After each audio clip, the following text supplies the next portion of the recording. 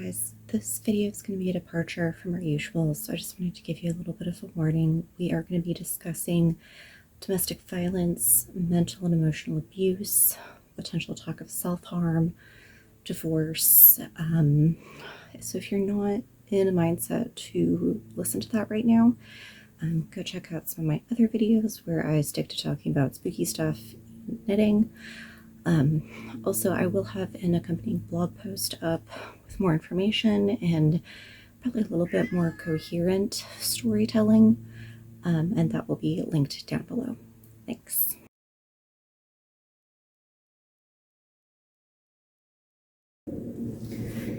Hey guys, so as I mentioned up top, we are having a little bit of a different video today. I just wanted to kind of sit and chat with you about some stuff that's been going on in my life. I'm doing this as a separate video because number one, it's a very heavy topic, and number two, if I put this into a regular podcast episode, then that first little catch-up bit would be very long and somewhat dark and not really in the direction that I want the podcast itself to go. But I still think that this is very important to talk about, and not just because it's something that is greatly impacting my life right now. So I thought that we would just have a little bit of a knit and chat. I have one of my whips right here to work on because you'll know I talk with my hands, so I do better when I have something in them. And I apologize for any background noise. Our landscapers for our apartment complex are here today, so they're kind of going in and out with their machinery and stuff. But anyway, so the reason that I wanted to talk to you, if you are subscribed to the podcast, then you know that I took about a month off from podcasting because of a couple of reasons. I was having some wrist pain, I had some family visiting, and there just wasn't a lot of stuff to show in the podcast and not much time to record it. So the family that I had visiting was my mom, and she came out from Ohio. It's the first time I've seen her since before the pandemic, and I wasn't sure I was going to get to see her again because my dad is an alcoholic. He is an alcoholic. He is verbally and emotionally abusive. Thankfully, he has never laid a hand on either of us, but he definitely has an explosive temper that he has taken out on objects before and caused some damage. And one of the reasons that I don't talk about my family on the internet a lot is because I went low contact with him when I got into college. And this was not entirely by choice. I've made overtures through the years to try and improve our relationship that he's just never responded to. He does not admit that he has a problem. In his mind, he is the victim and everyone else is the problem. And the reason why I'm bringing this up now is because my parents are finally getting divorced. After my mom came home from visiting me, my dad went on an absolute bender. He came home enraged, told her to get out. He has not been sober in at least 3 weeks, and he recently wrecked one of his cars.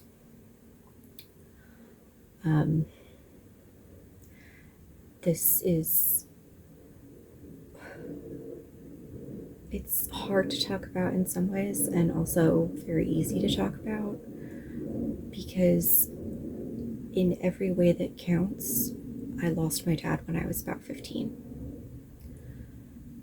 And the reason that I'm bringing this up now is because my family has been torn apart by this, and my mom has basically been held captive for 40 years. She has a visual disability, as many of you know. Her disability is what I based AJ's vision problem off of in Magic in the Headlines and Magic in Midtown. she has a condition called bilateral nystagmatism. This means that her eyes move back and forth involuntarily. They move faster when she is under stress. And because of this movement, she doesn't have much in the way of depth perception, which means that she can't drive. And when I was 4 years old, my dad moved us out to the country. And my mom thought that this would be better for our family. Like, if he's in a place that he enjoys where he wants to be, then psychologically he's going to be in a better place and it'll be better for the family. And that's not how it turned out. Until I was 16, we were entirely dependent on him for everything. If I wanted to go to a 4-H meeting, then he had to take us. If he couldn't, then we had to find somebody, and this was the middle of nowhere. It was at least 30 minutes out of the way for anyone who was going to be our ride. So we ended up not asking people for help because no one was willing to come out and help us. And when we said something is not right in the house, people didn't believe us. He's a narcissist and was putting on a front for the rest of the world. He would help people who were not part of the family because he got recognition for it. I don't want to give a whole lot of details just because, as I said, there is a pending legal case on this. But I just wanted to tell you some of my experience, because if you are in the same place, if you have someone in your household, in your family, in your circle who treats you this way, you can get help, you can get out, and it is abuse. And so many people forget this, because when someone hits you, you can point to a bruise and say, this person hurt me, here's the proof, this is what they did. But in my case, I could say this person hurt me, but I couldn't show them where. I couldn't show them how. And when someone would ask for specifics, it's like, well, he was mean to me. No, he didn't call me names, but it was in the tone and in the manner. And he was there physically, but not mentally. So I've done a lot of work on myself since I left home. And in psychology, and if you've been in therapy, you might come across the term tricky families. And tricky families are families that work well on paper. Like, the kids have food, the school fees get paid, nobody shows up at work or school with bruises, the water doesn't get shut off, the electricity doesn't get shut off. They might even have luxuries like a big TV or a nice car or something. But when you get below the surface, there is abuse. In our case, it would be something like, well, the school fees got paid, but my mom and I were made to feel guilty for it. Like, we were demanding something unreasonable. I remember one year we were school shopping, and this was before my mom started working outside the home again. And my dad handed her a $20 bill and dropped her off at Walmart. And that was supposed to cover all of my school expenses. And let me tell you something, even in the late 90s, early 2000s, $20 was not enough for lunch boxes, school supplies, new shoes, new blue jeans, school clothes, gym clothes. You know, it didn't cover that much. And this kind of sounds like I'm just complaining or telling a sob story, but when that happens every single time, when it is a consistent pattern of behavior, that is abuse. It's not just, oh, he's frustrated, or, oh, our budget isn't that great this week, we had unexpected expenses. He would go out and buy big things for himself, like big screen TV, big new truck. He's got a barn full of really expensive tools. But when it came down to stuff for the family, for my mom and I, we were always made to feel guilty, like it was our fault because we existed, that we were costing him money. So this has had a really big impact on me, and if you've read my books, then you know this. It crops up in the Evie Capelli series, which was the first series I ever wrote, and a lot of her experiences are based off of mine. I did embellish a lot of them and change the circumstances and stuff, but when I wrote that, I was doing an internship in Montreal. I was on my own for the first time. I was in this gorgeous city. I had the opportunity of a lifetime, and I wasn't happy, and I couldn't figure out why. And it was because I kept having these voices in my head telling me that I didn't deserve it and I wasn't worth it, because those were the voices that I heard every time I was at home. And like I said, I've done a lot of work on myself. I've been in therapy. I have done a lot of research and reading on my own, trying to figure out what causes this. Why did I feel so bad? And then trying to figure out why my dad acted this way. Like, I could fix him, and I can't. No one can. He has to admit that there is an issue. And I just want you to know that if you are in this situation, it is not your fault. You didn't do anything wrong. You deserve better. You don't deserve to be gaslighted. You don't deserve to be made to feel guilty because you exist. You did not ask for this. And I want you to know that you can get help, and you should get help. My mom is disabled. She's been isolated for 40 years. She has no friends outside of friendly coworkers. But those are not the type of people that you can depend on when shit hits the wall. And she's still getting out. She's currently staying with some of my dad's family who witnessed his most recent meltdown. And once she gets the all clear from the lawyer, she'll be moving out here to be with me. So she's going to put 3,000 miles between her and my dad. And her coming out here on vacation really finally showed her that there was a different way of doing things, that she didn't have to be trapped. And I want you to know that you are also not trapped, no matter how dark it feels, how scared you are, how few resources you think you have. Find the person who's going to help you and get you out, because I promise you they are there if you just look. The last month has been really hard. It's been really emotional. But I'd be lying if I said I wasn't happy about this.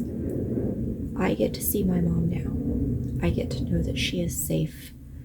She's coming out here permanently. She's not going to die in a drunk driving accident because my dad was too stupid to do anything else.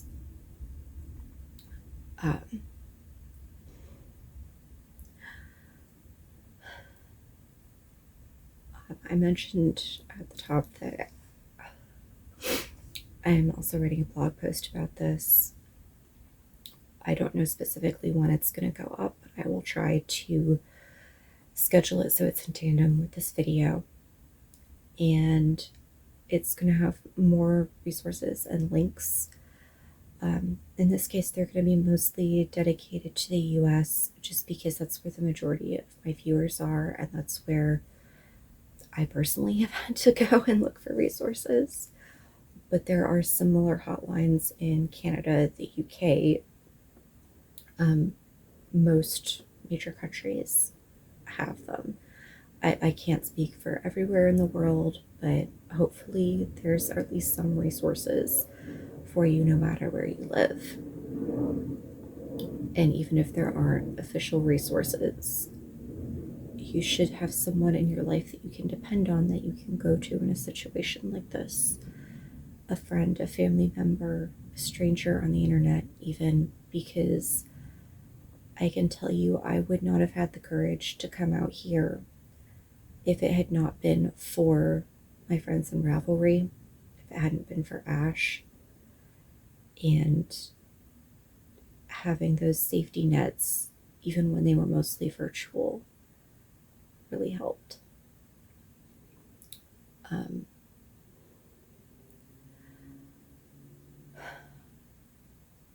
I mentioned in the trigger warnings about self-harm, which I don't think I'm going to go into that in this particular episode, but just know that I am still recovering.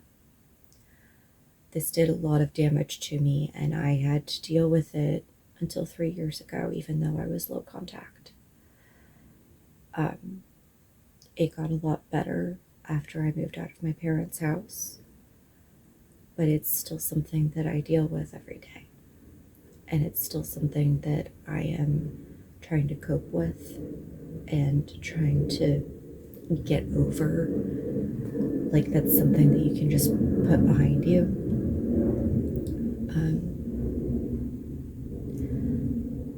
And the fact that all of this is happening around Father's Day is very poignant, because I've been referring to Father's Day as Complex Emotions Day for a long time, because I can't buy Father's Day cards, because I can't honestly say, oh, you've been such a great dad. Oh, thanks for always being there for me. No. He was there when he could get kudos for it. And this is... it's not okay. But my situation is finally getting better. It's finally getting to the point where there might be a firm resolution.